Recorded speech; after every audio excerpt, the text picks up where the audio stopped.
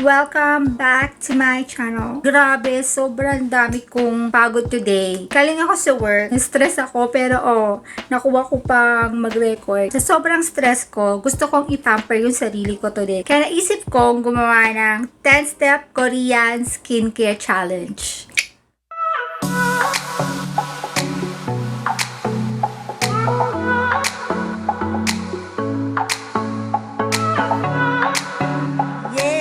Totoo. Kailangan ko i-pamper yung sarili ko today. This is my gift to myself. Only but myself. Masyadong makasarili. Today is the 10-step Korean skincare routine challenge. At ano yung challenge doon? Ang challenge doon ay gagamitin ko lang yung product na meron ako. So maraming tayong makikita online tungkol dun sa 10-step Korean skincare routine.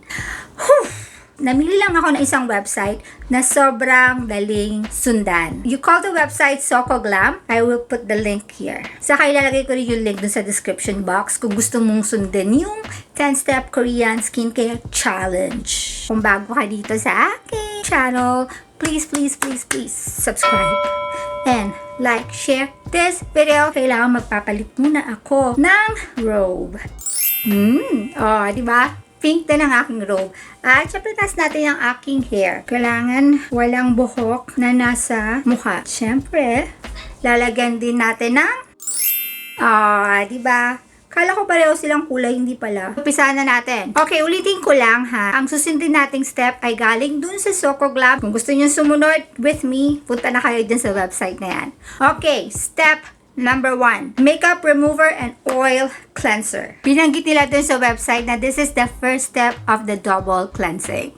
So, kung nanonood ka ng videos ko, you know na gumawa ako ng video about double cleansing. So, if you wanna check it out, lalagay ko yung link sa baba. Sa step 1 na to ay tatanggalin niya yung mga makeup, saka mga sunscreen na nandoon sa ating face. So, yung kanilang suggestions, ingredients to love, yun yung mga suggestion nila na dapat merong ingredients doon sa iyong oil base cleanser. They suggest macadamia oil, jojoba oil, and grape seed oil. Pero wala ako nun. What am I going to use is this Pharmacy Green Clean Cleansing Balm. Wala man ito doon sa kanilang ingredients to love. Meron naman tong sunflower and ginger root oil. So, kettlebells. Let's go. Let's use this. Punta muna tayo doon sa washroom. Let's go! Tara! Nasa washroom agad. Ang bilis. Isang talon lang. Taas ko lang. Mas tipid ako dito pag ginagamit ko to. Hindi natin kailangan basain ang ating mukha para maglagay ng oil-based cleanser. So, you start with a dry face. Ganyan lang kadami, enough na siya. What I like about this kasi natutunaw talaga siya sa face mo. I-start ako dito sa mata. Kinakalat ko siya palabas. Tanggal na agad yung eye makeup ko. Wala man ako masyadong eye makeup. Ayun ganun lang kakonti, pero covered niya na yung buong mukha ko. Meron mga ibang cleansing balm. Meron siya kasamang stick. Ito wala eh. Titipid sila. Meron akong bagong tenant. Kasi magkakaroon na ako eh. Too much information ba? Okay. Hilamusan na natin. So, yung panghilamas ko, laging warm water. Ayan, diba?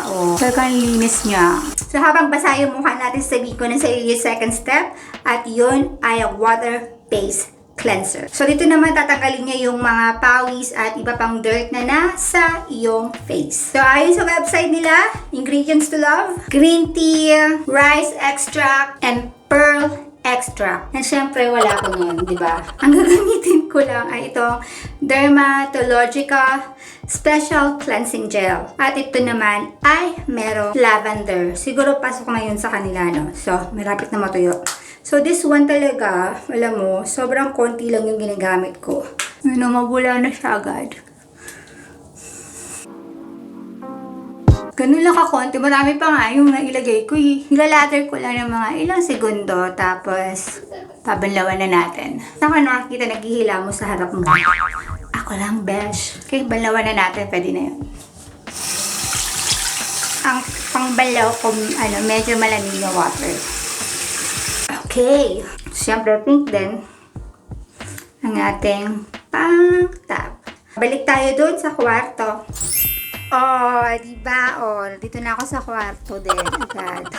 Ayan. Kung makikita nyo na, sobrang linis na ng mukha. Third step, exfoliator. Ginagawa to para matanggal yung mga dead skin cells para mas madali ma-absorb ng ating face yung mga moisturizer at mga essence na ating gagamitin. Ang kanilang ingredients to love, black sugar para doon sa physical exfoliation, salicylic acid or BHA, at lactic acid na AHA. Meron akong lactic acid. Okay, so ang gagamitin ko ay itong lactic acid plus HA. Okay. Dati, nagtutoner muna ako bago ako mag-exfoliate. So, dahil sinusundan nga natin itong 10-step Korean skincare, ito ang ating gagawin. Ito pataas. Siyempre, good things go to heaven. So, pataas. Anong sinasabi? Okay, done. Fourth step ay ang toner. Toner daw sa kanila ay isang prep product, meaning pang preparation. And nire-repair daw nito yung iyong skin barrier para mas effective yung pag-absorb ng iba pa nating skincare product. Okay, ingredients to love, aloe, licorice, at citric acid. That's so weird, citric acid. Ang gagamitin ko ay itong Dermatologica multi-active toner. And this one have aloe. So, meron na akong 2 points. Ang gusto ko talaga dito, display siya. Hindi ko na kailangan ng cotton pads. Nispray ko lang siya directly sa mukha ko.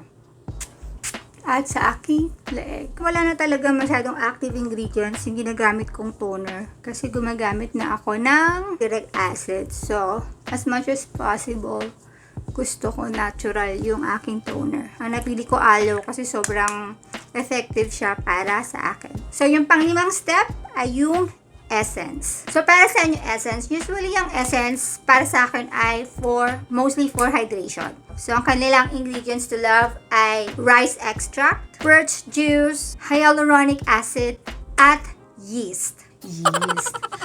So, ang meron lang ako ay yung hyaluronic acid. So, ang gagamitin natin ay hyaluronic acid 2% plus B5 from the ordinary. Itong hyaluronic acid, ginagamit ko ito sa umaga sa gabi. So, I usually use 3 drops. Pinapat ko lang talaga siya. Kaya sinuswipe ko ng sobrang dahan-dahan lang. Naglalagay din ako sa leeg. Oh, di ba?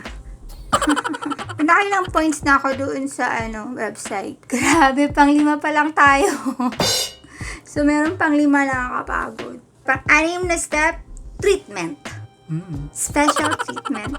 Ito yung mga booster serum na tina-target yung ating mga skin concerns. Katulad ng acne, fine lines, wrinkles, or sa aking case, big pores. blackheads, whiteheads, ganyan. Big pores talaga ang aking biggest concern. So, ano mga ingredients to love nila? Soybeans, tea tree. Alam mo, nasisikat na yung tea tree. Gusto ko na talaga mag-try ng tea tree. At vitamin C. Well, wala ako noon. Pero dahil nga big pores ang aking gustong i-treat, ang gagamitin natin ay itong niacinamide 10% plus zinc 1% from the ordinary. Okay, ganun din. 3 dots. At usually, mas nilalagay ko dito sa aking T-zone. Dito ko inuuna. Pinapat ko lang siya dyan.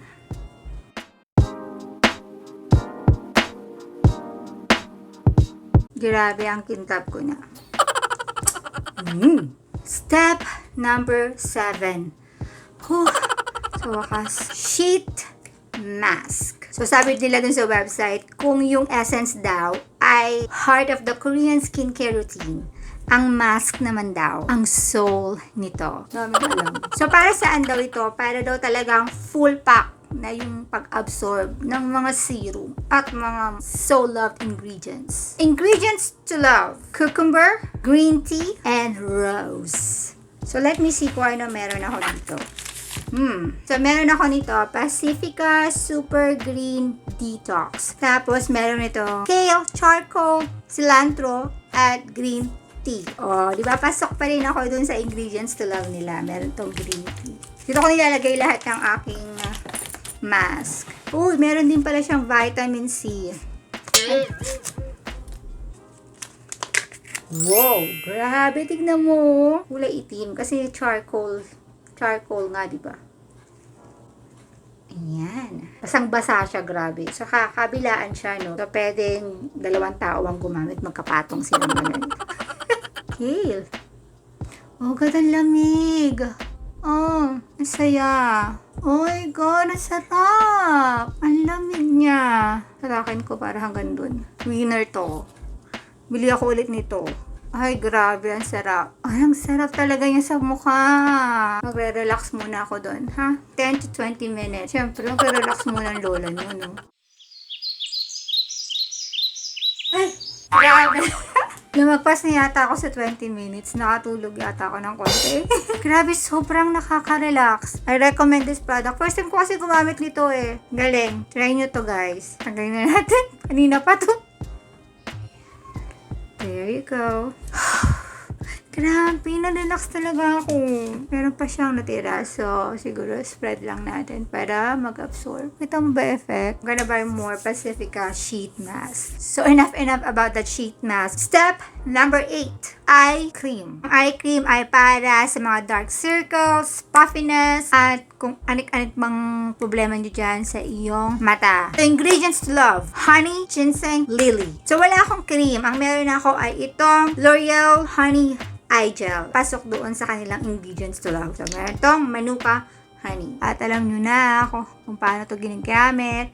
Kung napanood nyo ang aking isa pang video about dito. Ang gusto ko dito sa honey gel na to, ginagamit ko siya. Ano siya? Yung parang kinabukasan, pagising mo, ang bright ng mata mo. Kung meron nga lang ganito para sa utak, para maging bright din yung utak.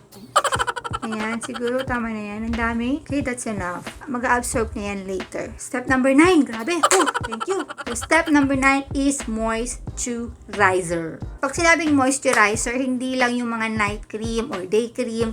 Marami siyang klase. Pwede siyang emulsion, pwede siyang lotion, gel, at yung sleeping mask. Sa mga skincare enthusiasts, sikat na sikat yung mga sleeping mask. At ako rin, meron din akong sleeping mask. At ang tawag dito ay You to the People Super Berry Hydrate Plus Glow Dream Mask.